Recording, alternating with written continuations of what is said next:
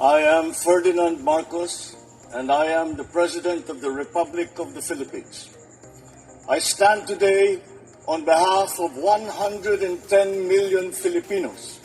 First, ano yung mga bumabara sa ating waterways? Number one is basura. So, yung mga basura po ng tao, not just within the Naga City, but also in the communities upstream, those eventually nag-mix and clog the drainages dito. I think for Naga City naman, nakita ko malinis yung city relatively sa iba, so hindi siya ganong problem. But for other areas na nagkaroon ng upland kontrabaha, siltation has been the problem. Siguro dito sa screen natin, tinuturo na ni Secretary Vince yung plan kay President Marcos kung ano yung mga gagawin nating interventions. But aside from the solid waste, yung sedimentation, yung mga putek, yung lupa, actually partner galing din to sa bundok eh. So if you see, the concept of flooding is a systemic problem. Hindi lang siya problem ng water, too much water, but also too much sediments blocking the drainages. Isang reason yan yung deforestation. So kung napuputol na yung mga puno sa mga bundok natin due to urban development, mas malakas na rin yung erosion and therefore yung siltation sa ating mga rivers. And when siltation occurs, kapag nagkaroon ng mga lupa-lupa dyan, then vegetation would follow.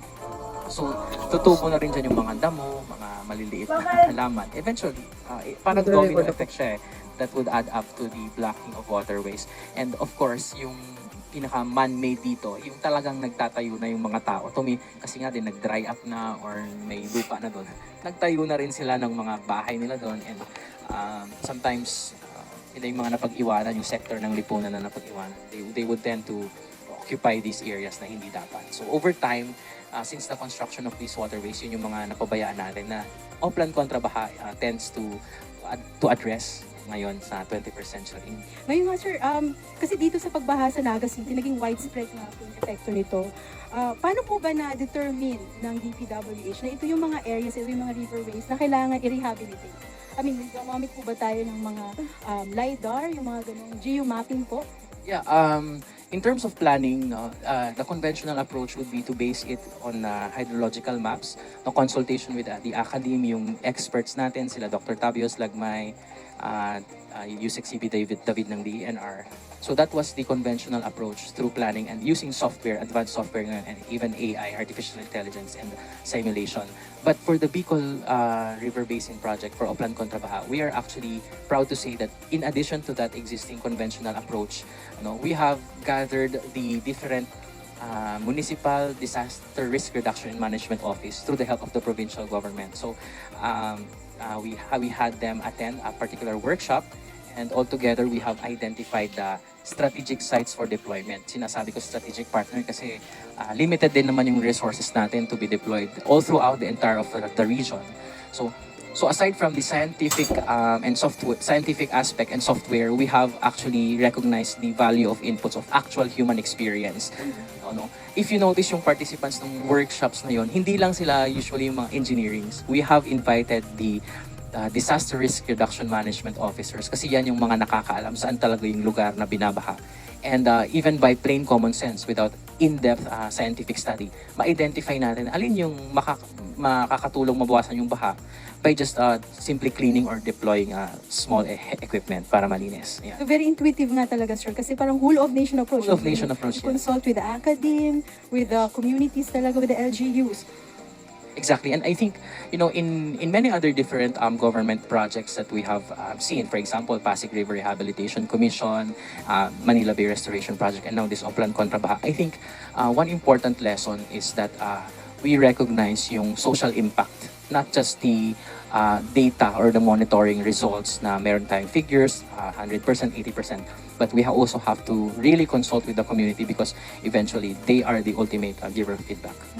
Sir, aside dito, naalala ko sir kasi nung bumisita po ang Pangulo dito noong October 2024 during the severe tropical storm Christine, nabanggit po ng ating Pangulo during his Regional Development Council meeting na bisitahin muli yung Bicol River Basin Development Program na naudlot, I think that was in 1986, but it was actually formulated 1976. Could you tell us more about that? Ano Yes. po yung update natin doon? I think it was conceptualized as early as 1973 during the time of then former President Marcos, Ferdinand Marcos Sr.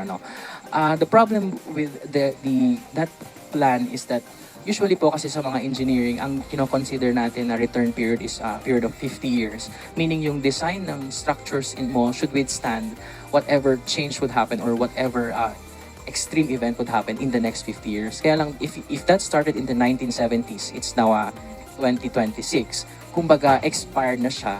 And it needs further studies and updating para ma-incorporate po natin yung climate change, integrated water management systems, no, at saka yung sea level rise and many other factors. Yung integrated water resource management systems po kasi, Ms. Kat, is we're looking at a flood not just something harmful, but perhaps if we can just properly manage it, no, building of dams upstream, then we could actually use the water for electricity through hydropower, water resource for irrigation, water resource for utilities dito sa cities, and also even tourism. So kung sakaling ma-address natin yan. And so, yun po yung update sa Bicol River Basin And Management. that's the long-term solution, Yes, that's the long-term solution. So part po yun ng comprehensive master plan.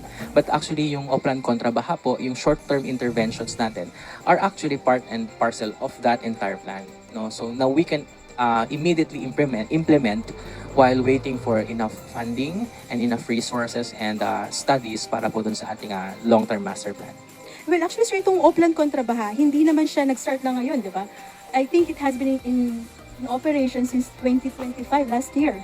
Yes, we actually have a lot of Oplan Kontra Baha projects, and we have launched 3 last year. In 2025, we have launched the Greater Metro Manila on November 12, and then we went to Metro Cebu on November 21, and then Bacolod City on December 12. So there were 3, and this is the 4th actually nag-start ng February 21 dito po sa Naga City. We also have other upcoming events. No, tentatively, yung Tuguegarao City in the province of Cagayan would be next week. And then we have ongoing coordination with the government or provincial government of Rojas City and Iloilo in Panay Island, that's Region 6.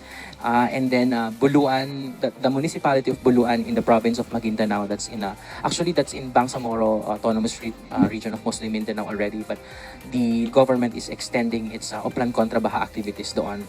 And we have ongoing coordination also with Bulacan and Pampanga, and then Pangasinan and Ilocos area that would soon to be launched, and of course Cagayan de Oro City, and yung most recent Piscat is yung Iligan City, who has just been recently devastated by yun, and we want to help that, so we're trying to include that in our schedule po. So, nationwide.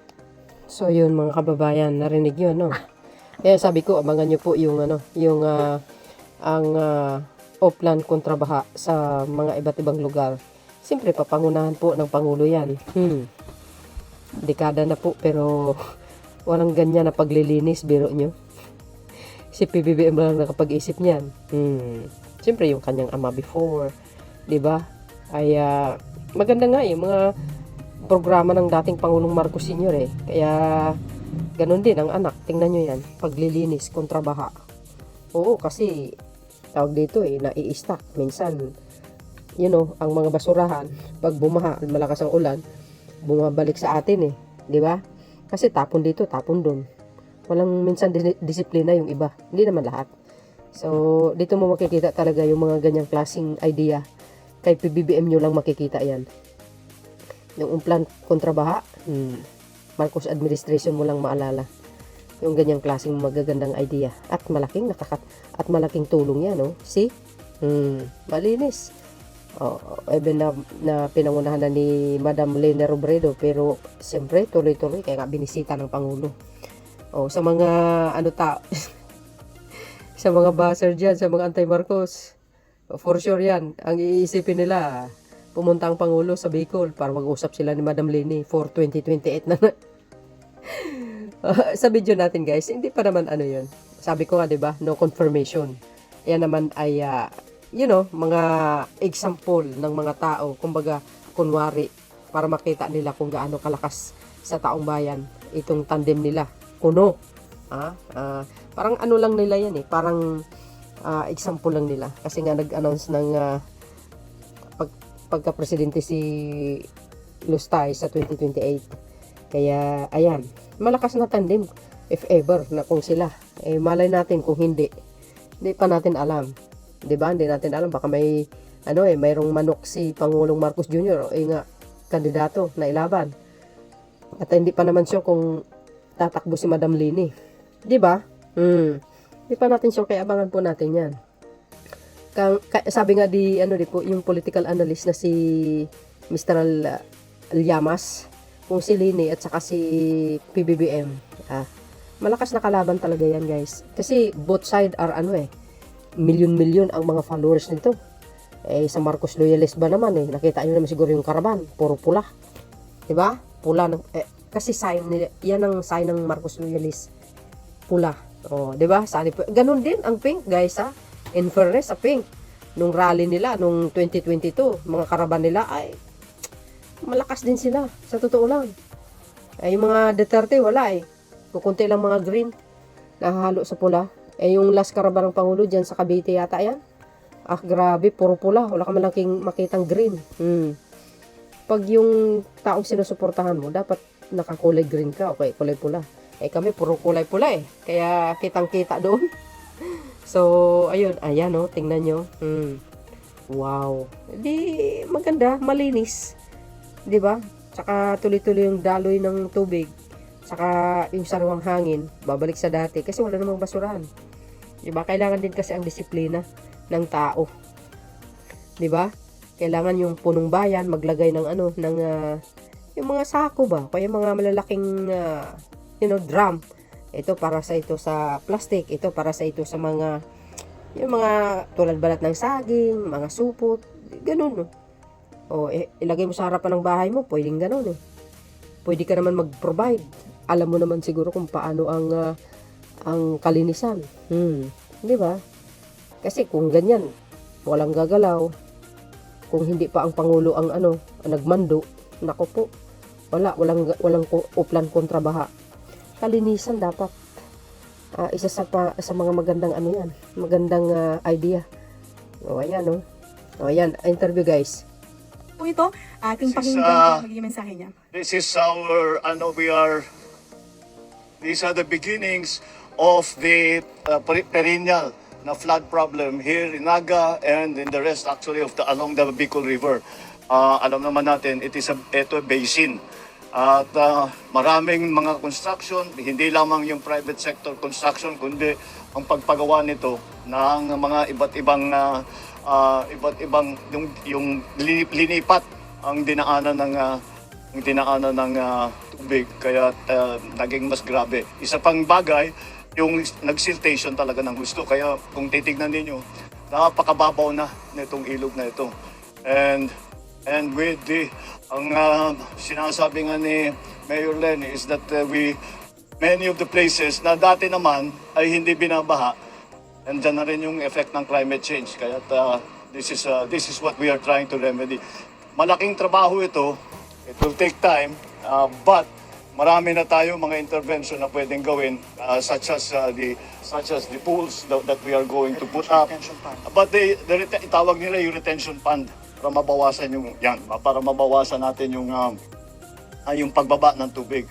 Dahil nga it is may Bicol River Basin, ang plano na talaga pwede natin gawin, na kailangan natin gawin, ay kailangan natin mahuli na dapat ma-collection niya yung tubig bago pa bumaba sa basin. Dahil, again, as Mayor Lenny was explaining, this is a landlocked province. And because it's a landlocked province, ang tagal lumabas ng tubig. So wag na natin sana papasukin. But this is only the beginning. Ito, dissertation lamang ito. At hindi naman ito, kagaya ng mga ginagawa natin sa ibang lugar, this is not going to be one time. We will keep doing this until we have the more long-term solutions. And hopefully, on the road, if we design everything properly, hindi na natin kailangan paulit-ulit ng binabalik-balikan. Okay? Alright.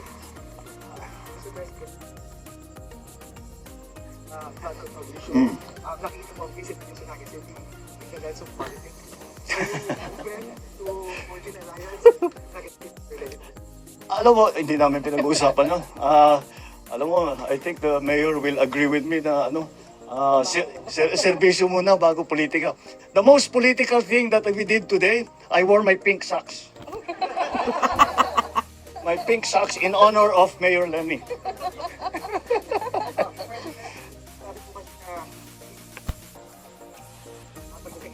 No, we have been planning this for a few months already. Because talagang naging critical ito eh. Especially with the storms that came in. And I already instructed the Sec Vince and Sec Ping to look at the situation here. Because, you know, of course, we know that Bicol is always the pathway of the storms. But the immediate problem that we saw, the change in pattern that we saw, is yung bigat ng bagsak ng ulan. Dati hindi naman ganun karami. You got 700 in one day. 700 centimeters of rain in one day. Ano yung katumbas ng 6 na buwan yun? Pasok siya sa Ondoy and Yolanda. Yeah, that's very significant. And that's why it became critical. So, we did not discuss. Serbisyo muna bago politika. Marami pang kailangan gawin. Marami pa kaming kailangan gawin. So, we will get to that. Aabot din tayo doon. Ala, lagot. Hindi, joke. Oh, guys, narinig niyo yun? Again, politics. Politics. Nothing really. That's her choice. Again, this is all politics. We're not going to discuss politics now.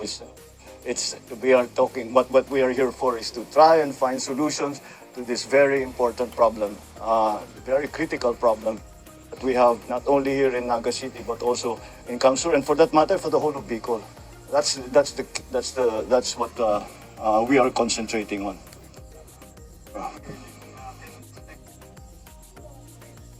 Walang audio. We don't change. Whatever kung sinong, it's not only here. Kung sino ang nangangailangan ng tulong, the national government is here to help.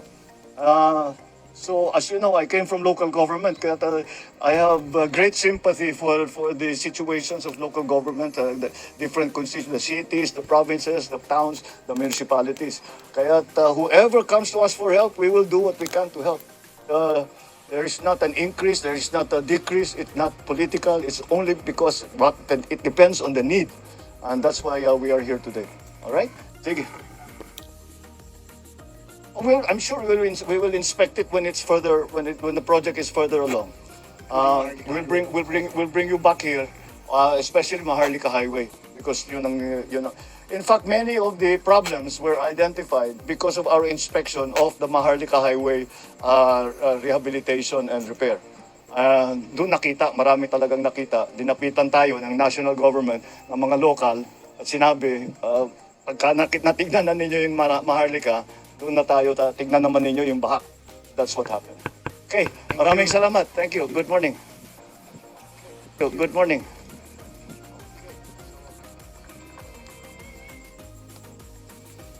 Oh, ayan. Narinig nyo ang Pangulo. Oh, naka-wearing siya ng socks. Kulay pink pa. Oh, di ba? Sabi niya, di ba tinanong siya kung, yan nga, yung tandem nila ni Madam Lina Robredo 2028. Hindi pa daw tamang panahon para pag-usapan, di ba? Trabaho mo na. Even si Madam Lina, sinabi niya. Sabi ng Pangulo, guys, kung aabot tayo doon, sabi niya gano'n. Ay, hindi ko alam kung ano yung ibig niya sabihin, mga kababayan. No specific, basta sinabi niya, narinig niyo naman siguro, di ba, na aabot din tayo dyan.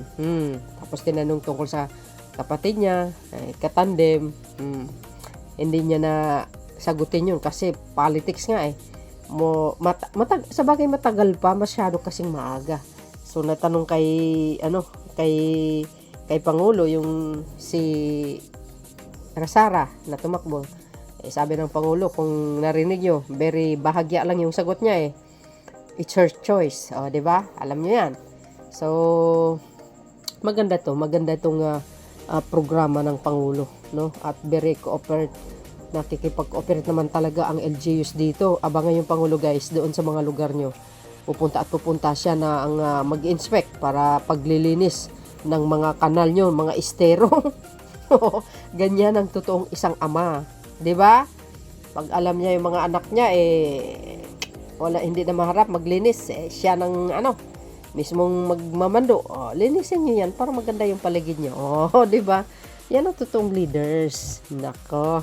Na ano ako doon na natawa ako doon sa medyas niya, kulay pink, edi kayo nalawa ka. Sasabihin na naman ng mga iba dyan, yan na siguro ang sign, magtandem sila sa 2028. Ay, nako. Di ba sabi ng Pangulo, guys, ulitin natin. Wala pa raw yun.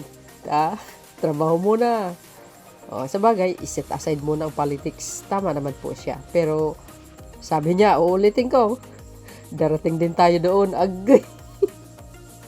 Ano kaya ibig sabihin, question mark muna, guys, Walang karugtong. So, shout out sa inyo mga best.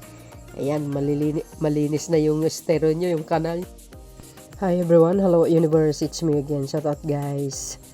Sa mga Marcos Lily supporters, Filipino and OFW, ayan ang Pangulo nasa Naga kaninang araw. 'Di ba? February 21, 2026. So alam niyo naman po ang kanyang pinuntahan diyan, mga kababayan.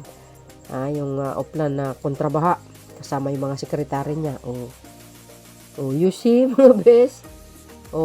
Dapat tanggalin yun, yung lupa. Isa sa mga dahilan yun, nagbabara. Magandang idea itong ginawa ng Pangulo. Diba? Sabi dito ni Madam.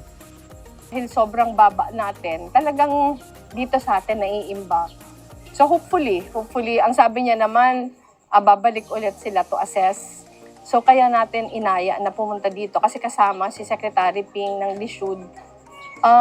Pag ready na yung temporary housing, ililipat natin yung lahat na nasa no-build zones. Para din sa kanila yun Kasi sila talaga yung na-endanger ng malaki. So hopefully, ang sabi naman ni Secretary Ping, in the next month or so, mag-uumpisa na yung temporary housing.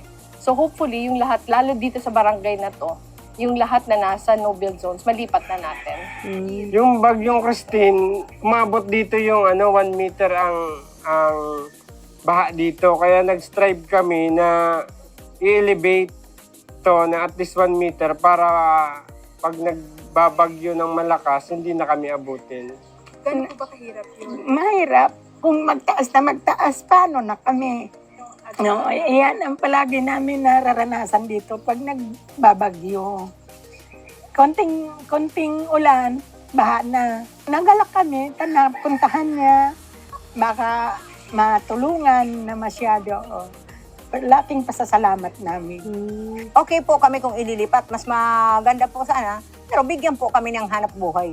Sobrang pasasalamat namin kay BBM na nadalaw kami, nakita niya yung sitwasyon namin. Papasalamat naman kami sa kanya at nabigyan niyang atensyon ng Naga. And at the same time, nakikita yung kanyang effort para talagang bigyan tuon yung mga problema ng bansa. Salamat po sa pagdalaw sa amin ng aming presidente. Dahil po sa kanya, nalinisan po ang aming lugar ngayon. Wow. Kaya po, sobrang pasasalamat namin. Sana po, President, tulungan niyo po kaming taga-magagaya para maayos ang aming lugar. Sa tagal-talagal ng panahon na si BBM lang ang nakapunta dito. Wow. Ilang presidente na ang dumaan, kami lang ang pinuntahan. Yes. You see guys, narinig nyo yun? Alam nyo ba yung mga lupa na yun? Dapat matanggal yun. Ang ibig ko sabihin guys, kung nakikita nyo yung mga lupa na doon kanina, yung mga lupa na yun, dapat talaga matanggal yun. Isa yun po sana nagpabara. Kaya tinanggal na, 'di ba? Kasi tumataas ang tubig Pag may baha na dumating, mataas kasi nga may lupa sa ilalim. So yun, pag tinanggal, tulad yung nakita nyo kanina, sure ball yun. Tuloy-tuloy ang daloy. 'Di ba? For the first time, siya lang ang presidente na nagpunta diyan. Ang Pangulo, walang political color yan, guys. Ayun yung sabi ko, ito yung lupa. Isa sa nagbabara yan. Buti naman na tinanggal.